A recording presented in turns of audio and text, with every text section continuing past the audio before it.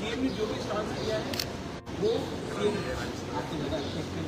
मुझे लगता है कि इस समय हमें शांति नॉन वायलेंस और एक दूसरे से बात करना चाहिए। इस सिचुएशन में आम आदमी का घर जल रहा है, आम आदमी का चर्च और मंदिर जल रहा है, एक मिनिस्टर का गाड़ी पे छुट्टी होती है और इसके पीछे कौन है? आप पॉलिटिशियन से सवाल पूछिए और एक दूसरे का बैकअप कीजिए, जिसका नुकसान कॉमन आदमी का हो रहा है, कॉमन फैमिली का हो रहा है और उन्हीं का नुकसान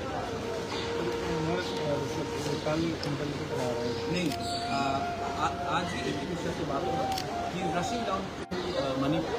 उन्होंने मुझे सवेरे फ़ोन किया और उन्होंने कहा कि मैं माफ़ी मांगना चाहता हूँ, मणिपुर में सिचुएशन बहुत खराब है, मैं मणिपुर जा रहा हूँ।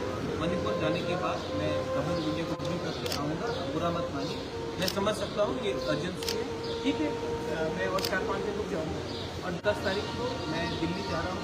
अमित शाह ने मुझे बुलाया है, मैं यही बात अमित शाह से भी बात कब आएगा?